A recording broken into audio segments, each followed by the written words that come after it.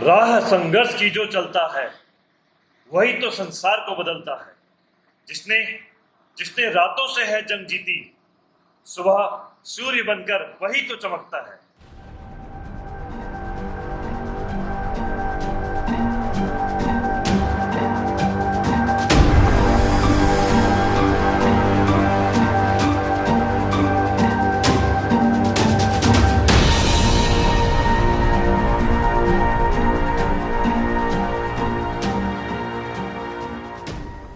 गुरुजी Uttarakhandi channel का मैं बहुत बहुत धन्यवाद करना चाहूँगा कि आज मैं पवन वर्मा सर्टिफाइड फिटनेस एक्सपर्ट गुरुजी उत्तराखंडी यूट्यूब चैनल के माध्यम से आप सभी से जीवन संघर्ष की कुछ बातें शेयर करना चाहता हूँ।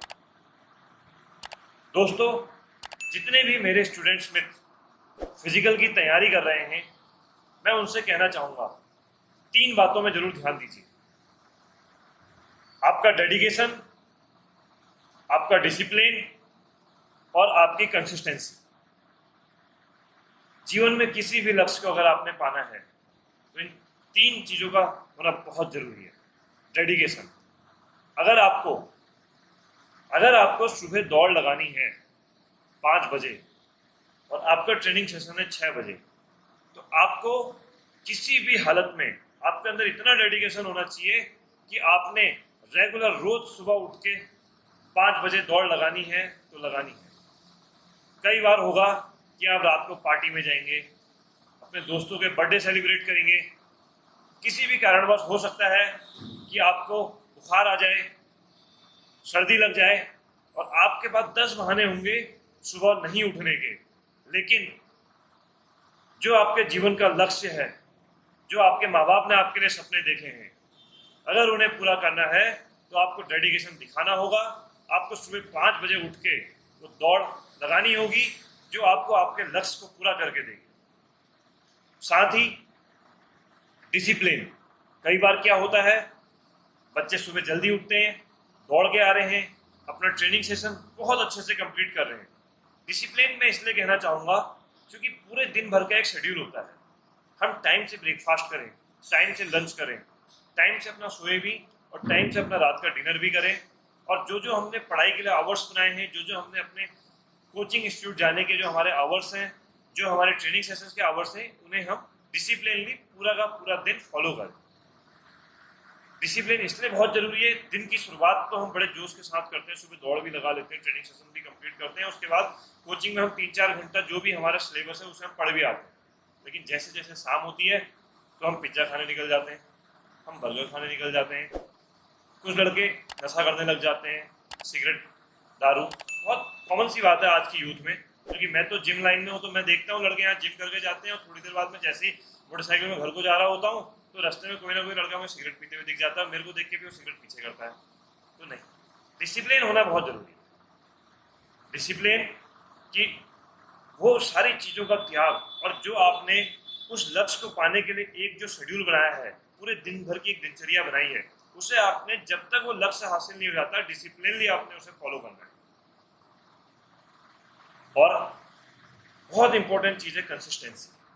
कंसिस्टेंसी तब तक जब तक कि आप अपने लक्ष्य को हासिल ना कर लें, तब तक आपने कंसिस्टेंटली वो प्रोसेस से आप बोर हो जाएंगे। आपको लगेगा यार मैं रोज सुबह उठ रहा हूँ, दौड़ने जा रहा हूँ, फिर उसके बाद ट्रेनिंग सेशन कर रहा हूँ, अपने बॉल थ्रो की प्रैक्टिस कर रहा हूँ, फिर कोचिंग जा रहा हूँ, पढ़ाई कर रहा हूँ, शाम को फिर पढ़ाई कर रहा हूँ। आप बोर हो जाओगे कुछ समय बाद, आपको लगेगा कि नहीं अब इसे स्किप कर देते हैं 1 हफ्ते के लिए। नहीं, कंसिस्टेंसी जब तक कि आपका लक्ष्य पूरा ना हो जाए, आपने उस कंसिस्टेंसी को बनाए रखना है। अपने जीवन अनुभव से मैं आपसे कुछ बातें कहना चाहूँगा कि जो मैंने अपने पूरे जीवन भर में सीखा। मैं भी अपने पढ़ाई में अच्छा रहा, फिजिकल में अच्छा रहा, तो मैं इसीलिए आपसे कहना चाहूँगा, देखो जो टॉपर्स का माइंडसेट होता है ना वो थोड़ा डिफरेंट होता है। ये तो है, सिलेबस वही है, सेशंस वही है, प्रैक्टिस सेशंस वही है, क्लासरूम वही है, लेकिन टॉपर का माइंडसेट डिफरेंट होता है, उसकी प्लानिंग डिफरेंट होती है। हम लोग क्या करते थे, जब भी हमारा एग्जाम होता था तो हमें पता था कि यार ये सब्जेक्ट टफ है, ये सब्जेक्ट टफ है। अब अगर मेरे को पता है कि ये सब्जेक्ट टफ है और मैं जानता हूँ कि ये सिलेबस है और मैं साल के एंड में या सेमेस्टर के एंड में मैं एग्जाम लिखने जब उस सब्जेक्ट का जा रहा हूँ और मैंने एक ही बार उस किताब को पढ़ा है, जबकि वो टफ था, और मैं उसे खाली एक बार पढ़ के जा रहा हूँ, मेरे को दिल से पता है कि मैंने तो पूरी किताब पढ़ लिया, मेरे मार्क्स नहीं आए। नहीं, वो हर एवरेज स्टूडेंट उस किताब को एक ही बार पढ़ेगा। लेकिन अगर वो सब्जेक्ट टफ है और वो टॉपर है, तो टॉपर्स का माइंडसेट अलग होता है। उनकी प्लानिंग होती है कि यार मैंने कम से कम इस किताब को 6 बार खत्म कर लेना है, तब जाके मेरे इस सब्जेक्ट में 90+ मार्क्स हैं। ये टॉपर का माइंडसेट होता है, वो उसी हिसाब से प्लान करता है कि यार अब मैं इस किताब को 6 बार कब खत्म कर पाऊंगा। वो जानता है कि इस ड्यूरेशन तक अगर मैंने इस किताब को एक बार खत्म कर लिया, एक बार इस सिलेबस को मैंने कंप्लीट कर लिया, तो यहाँ से लेके मैं एग्जाम तक इसका और 5 बार रिविजन कर पाऊंगा। देन डेफिनेटली वो अपनी प्लानिंग के हिसाब से कामयाब होता है और वो 90+ मार्क्स ले आता है। हमें लगता है कि यार हमने खाली सिलेबस पूरा कर लिया और हमारे मार्क्स नहीं आए, उसका रीजन यही है। जो टॉपर का माइंडसेट होता है वो अलग होता है। मैं अब आपको बता देना चाहूँगा कि चाहे आप बॉल थ्रो की प्रैक्टिस कर रहे हैं, अभी क्या होता है कि यार आपने देखा कि यार वहाँ पे बाकी स्टूडेंट्स भी बॉल, आप सुबह सुबह स्टेडियम जा रहे हैं, आपने कई सारे स्टूडेंट्स देखे वहाँ पे वो भी बॉल थ्रो कर रहे हैं, आप भी बॉल थ्रो कर रहे हो, ठीक है। आप जैसा कि आपके फिजिकल ट्रेनर ने बता दिया कि यार भैया कम से कम 15-15 के 3 सेट लगाने हैं, ठीक है, वो उसने बताया, उससे आपका इंप्रूवमेंट होगा ही होगा। लेकिन आपने अपनी एबिलिटी को चेक करनी है। अगर आप थ्रो फेंक पा रहे हैं 40 मीटर, देखो शुरुआत सबकी सेम होती है। एक जो टॉपर है वो भी शुरू में 40 ही मीटर फेंक पाएगा, उसको कोई गॉड गिफ्ट नहीं है कि वो शुरू में पहले दिन ही 80 मीटर फेंक देगा। और बाकी जो एवरेज स्टूडेंट है वो भी 40 मीटर ही थ्रो फेंक पाएगा। लेकिन उसने अपना कैलकुलेट कर लिया, ये कर लिया कि यार मैंने 3 सेशन कर चुका हूँ मैं ट्रेनिंग के, मेरा 40 मीटर इंप्रूव होकर 50 मीटर हो पाया है, तो अब यहाँ से मुझे कितनी मेहनत की जरूरत है। उसने कैलकुलेट कर लिए, उसने देख लिया कि यार अगर मैं 500 थ्रो फेंकता हूँ, 500 पूरे यहाँ से लेके अगले 2-2.5 महीने तक, जब भी मेरा फिजिकल का एग्जाम आएगा, अगर मैं 500 थ्रो फेंकता हूँ तो डेफिनेटली मेरे को पता है कि मैं 80 मीटर का थ्रो फेंक पाऊंगा। अब उसने प्लान कर लिया कि ये 500 थ्रो मैं कितने टाइम पे फेंकूं। तो उसने क्या करा, उसने फटाफट अपनी प्लानिंग बनाई। उसने कहा कि नहीं यार, ऐसा ट्रेनिंग हार्ड करते हैं, एक ही दिन के 100 थ्रो फेंके जाएं। तो 5 दिन में 500 पहुंच गया हो तो, और बाकी हम लोग पूरे 2.5 महीना मिला के 500 थ्रो फेंक रहे हैं। तो बताओ कौन आगे निकलेगा? जिसने एक दिन के 100 थ्रो फेंके और 5 दिन में अपने 500 थ्रो पूरे कर लिए, तो डेफिनेट सी बात है कि हमसे आगे निकल जाएगा। तो वही प्रॉपर देखो, चीज़ वही है, सिलेबस वही है, किताब वही है, टीचर वही है, सब कुछ वही है। लेकिन आपको अगर निकलना है, अपने लक्ष्य को हासिल करना है, तो माइंडसेट को चेंज करना पड़ेगा। वो टॉपर का माइंडसेट रखना पड़ेगा। स्मार्ट वर्क की बहुत ज़रूरत है। तो लड़के क्या करते हैं, हार्ड वर्क में रह जाते हैं। वो 2.5 महीने अपने आप को उन्होंने घिस दिया, ये नहीं कि स्मार्ट वर्क करते। टेक्निक पे ध्यान दीजिए। गुरुजी उत्तराखंडी चैनल में सारे के सारे वीडियोज हैं जो आपको टेक्निक इंप्रूव कराएंगे, जो आपको स्टडी के लिए भी जो आपको प्लानिंग करनी चाहिए वो पूरा का पूरा अच्छे से एक्सप्लेन करेंगे। और बस मैं यही कहना चाहूँगा, टॉपर का माइंडसेट देखो। आज भी जब मैं जिम में वर्कआउट लगाता हूँ ना, तो हम भी हर समय अपने आप को चैलेंज करते हैं। तो लेकिन एक एवरेज स्टूडेंट है जो जिम में, जो बच्चे जो नेशनल्स पे जो मेडल ले रहे हैं, उनका माइंडसेट अलग है।